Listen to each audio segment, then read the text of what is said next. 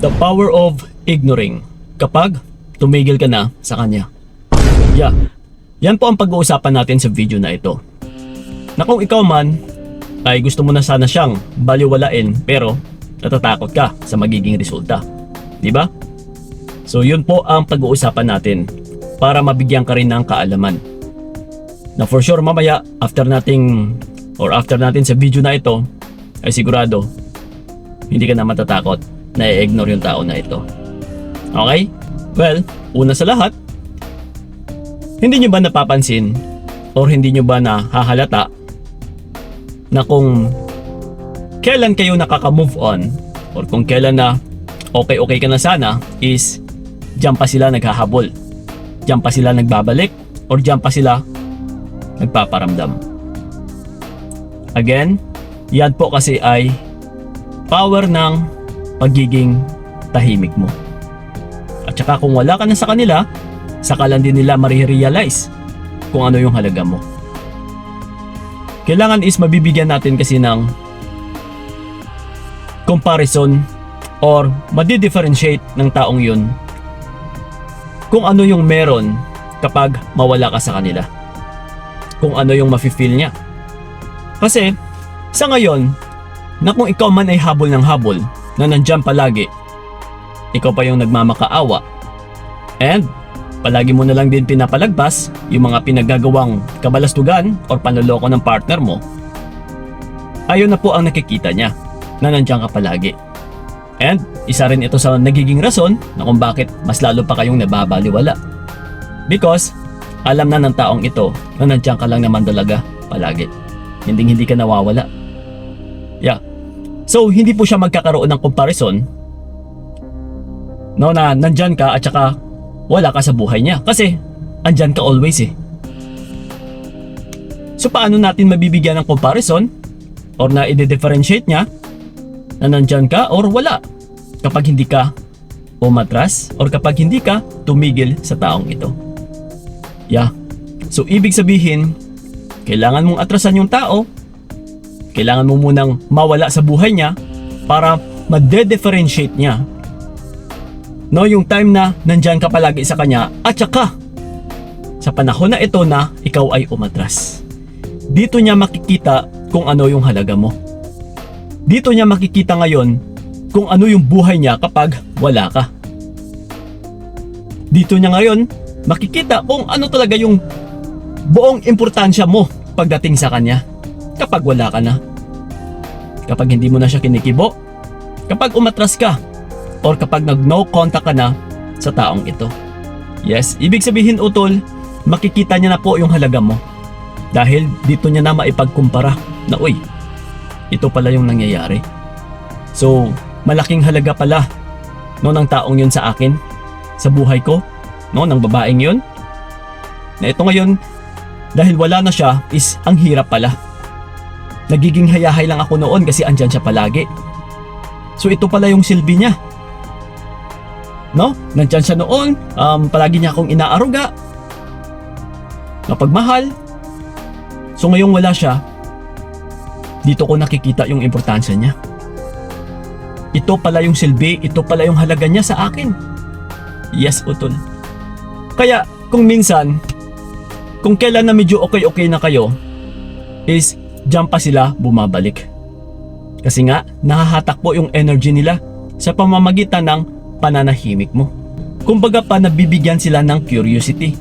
Dahil wala kang sinasabi, wala kang malang validation na pinapakita sa kanila, no, kumbaga pa, wala siyang nakukuhang sagot, wala siyang nakukuhang balita galing sa'yo, so mabibigyan siya ng curiosity. Na instead, ikaw yung may takot noon na baka siya ay mawala, is siya na ngayon ito yung matatakot na baka tuluyan ka na ring mawala. Tandaan ninyo mga utol, hindi po mabibigyan ng takot yung partner ninyo na mawala kayo kapag in the first place ay kayo na yung may takot na mawala siya. So kung mafe-feel yun ng partner mo na ikaw pa ito yung may takot na mawala siya, ay mas lalo pong lalakas yung loob nito. Mas lalo ka pa niyang tatakutin. No, mababaliwala ka. Liliit yung value mo pagdating sa taong ito. Kaya this time, Kung hirap ka na i-ignore yung taong ito, please utol, bakit mo nga ba kailangan gawin ito? Kasi wala na tayong option. No choice ka na dito. Kailangan mo ring isalba yung sarili mo. Kailangan mo rin iiwas yung sarili mo o yung buhay mo sa taong nagbibigay ng pasakit sa iyo.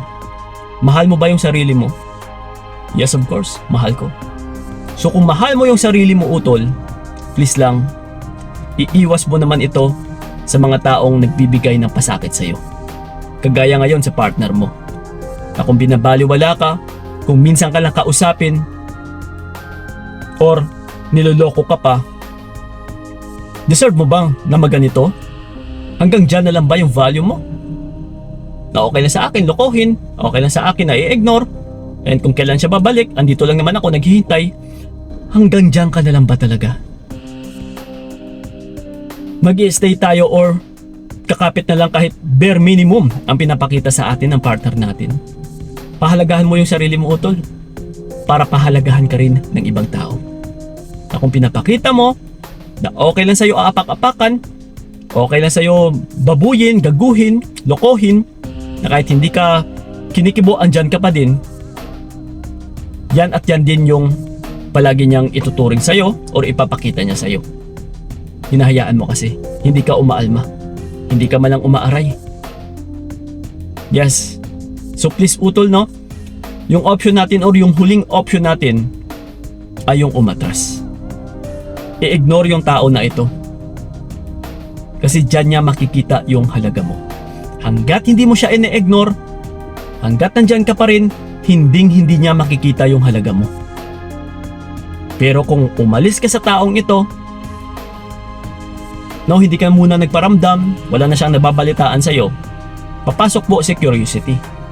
And once na pumasok na si curiosity, dito niya na makikita yung tunay at saka totoo mong halaga sa kanya.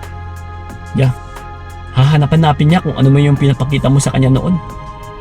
Dito niya na makikita na kapag walang ikaw, wala palang nag-aaruga sa kanya. Na kapag walang ikaw, wala siyang nakakausap. Na kapag walang ikaw, wala palang tumutulong sa kanya. Na kapag walang ikaw, wala rin siyang matutusok na. Diba? Ang dami. Sa totoo lang, grabe yung halaga mo sa taong yan. No, grabe yung pakinabang mo sa taong yan. Kaso ikaw lang itong nagpapakabulag. Na yung hindi mo alam na kapag mawala ka sa kanya, malaking kawalan ito pagdating din sa kanya. Yes, utol. That's why pahalagahan niyo po ang inyong sarili. Yan po ang power na pag-ignore. Yan po ang power ng silence. Kailangan mong tumahimik, kailangan mo lang din talikuran yung taong nagbibigay ng pasakit sa iyo. Mahalin mo yung sarili mo utol. Iwasan mo yung magbibigay sa iyo ng stress. Okay? Mahal mo ba yung sarili mo? Kung mahal mo yung sarili mo utol, mag-comment ka dyan sa ilalim ng I love myself. Okay? So yun ang po mga utol. Sana'y nakatulong yung video na ito. Sana'y napalakas ko ulit yung loob mo. Na sana'y next time maggagawa mo ng i-ignore yung taong ine-ignore ka rin. Happy? So yun ang po. Maraming salamat. So ingat kayo. God bless and babush!